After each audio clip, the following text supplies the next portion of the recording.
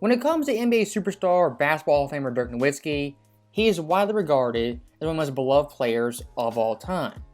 And why that is, because Dirk, unlike most superstars, spent 20 years in Dallas going through numerous struggles, ups and downs, sticking with them and winning a championship in 2011. And of course, Dirk, his game was exciting, hitting numerous big-time clutch dagger shots, but that 2011 championship forever, that will define Dirk Nowitzki and his career. And if Dirk back in say 2009, 2010 had the same mentality as superstars today, most likely Dirk demands a trade and doesn't end up in Dallas for close to 20 years. And the blueprint guys like Dirk, Duncan, and Kobe laid of spending an entire career with one franchise, I think at least some young superstars are kind of embracing that same mindset. Guys like Giannis, Jokic, Tatum, and of course Curry, who is older.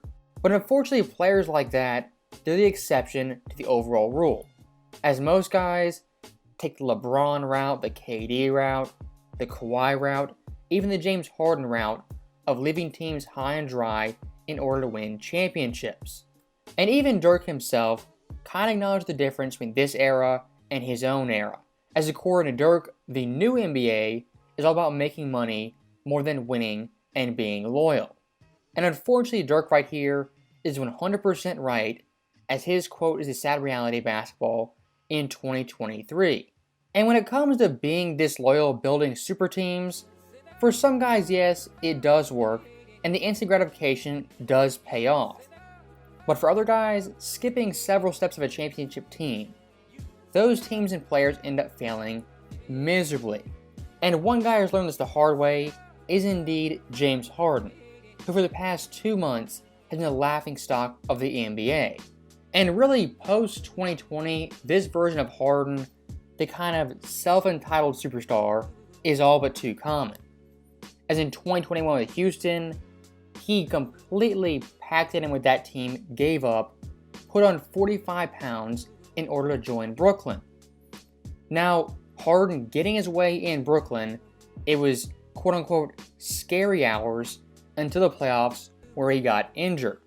Now the following year in 2022, Harden actually came back with the Nets, but got bored playing by himself with Kyrie and KD being hurt the majority of the season.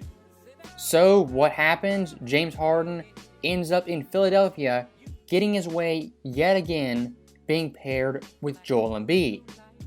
And as you could imagine, like every Harden playoff run before that, he yet again came up short when it mattered most. In less than 4 years, James Harden has been on 3 different teams, imploded 3 teams, and demanded trades not once, but twice. And the sad thing about Harden, this guy's approaching 35 years old and is not in his prime. And that reality is hitting James pretty hard, as the NBA trade market for 2024 Harden isn't even close to 2018 Harden. And Kevin Garnett actually summed this up pretty good, saying in his career, and really for any superstar's career, they get one wiggle as a superstar. What's a wiggle? It's demanding a trade, wanting out, and actually getting your way. Now Harden, luckily, he's gotten 2 wiggles, which is one more than most superstars are actually afforded.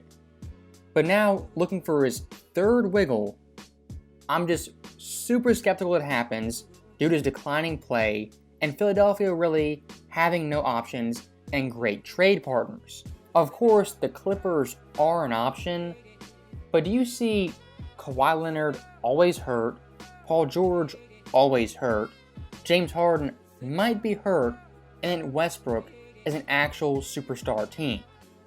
Unfortunately, that team isn't winning a championship and most likely isn't healthy come playoff time.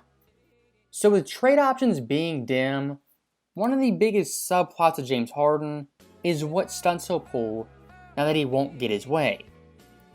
He's already threatened to sit out, threatened to play in China, he's called Daryl Morey a liar. The only thing he can possibly do more is gain 55 pounds and be completely out of shape.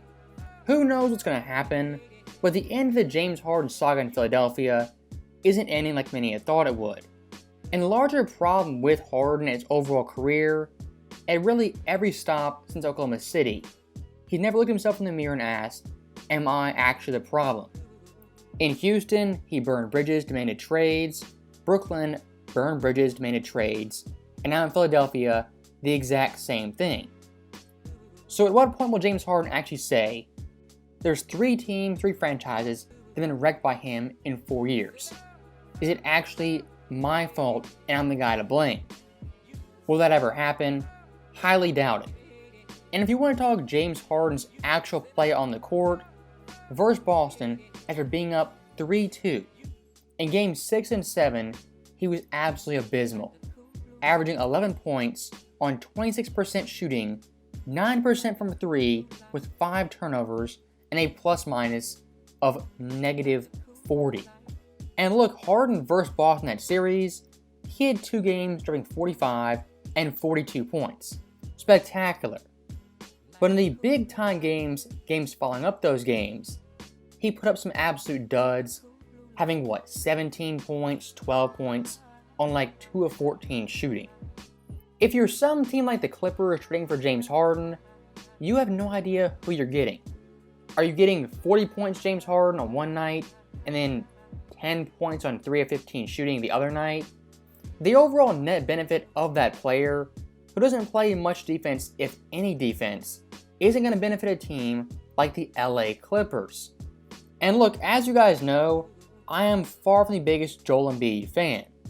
But Harden in this scenario, he's doing Embiid pretty dirty. As what could happen, you get a premier Joel Embiid completely wasted. And look, I didn't think Philly last year would win the championship. I don't think this year with Harden without him they'll win the championship. But wasting a prime Embiid year when he's still a relatively healthy player, that's a pretty dirty thing to do as a fellow star teammate. And all in all, this whole Harden scenario is based on a larger problem of the marquee players in the NBA. As most time these guys will sign long-term deals and want out after year 2. Or they'll ask for a trade, demand a trade, get traded, and 3 months later, not like that place, and again, want to be traded. And the sad irony in all this, I think if Harden back in 2021 just stayed pat in Houston, was a good soldier, went through the rebuild, he'd be looked upon much more fondly in 2024 as a guy who sacrificed for his team, was loyal, and didn't ask out when the going got tough. But unfortunately for Harden, he went for the instant gratification and the easy road to a championship. And going full circle in this video, looking back at Dirk Nowitzki, the way he won his championship, it was the right way. As that one championship in Dallas, for a team that had never won, was far more important, more valuable than championship, say with the Lakers or even the Spurs, that already had championships and were already a dynasty. For guys like James Harden, Kevin Durant, that aspect of their careers, it really is one of the last missing pieces for their overall legacy. As even looking at a guy like Hakeem Olajuwon, who won 2 championships in Houston with the team that drafted him. Those 2 championships, they mean so much more than a championship if he went to Chicago playing with Jordan and Pippen.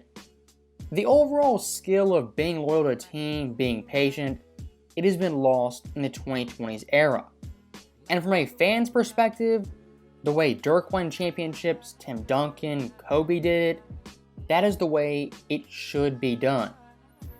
And guys who go about it like James Harden did, for most fans, will never be respected. And staring down the barrel of 35 on the back end of his career, James Harden's overall legacy will be about 2 things. First off, he was a ringless superstar who mainly cared about stats. And secondly, was constantly jumping ship, burning bridges, and wrecking franchises. If you told me back in 2018 James Harden, he'd play with Westbrook, Kevin Durant, Kyrie Irving, Joel Embiid, and would still be ringless, my mouth would drop. As that James Harden back then, he was a bona fide superstar, averaging 37 a game, winning 60 plus games virtually every season. But unfortunately now in 2023, going into 2024, that version of the beard is a thing of the past and a distant memory. As always, thank you guys for watching. Hope you enjoyed it. I'll see you next time.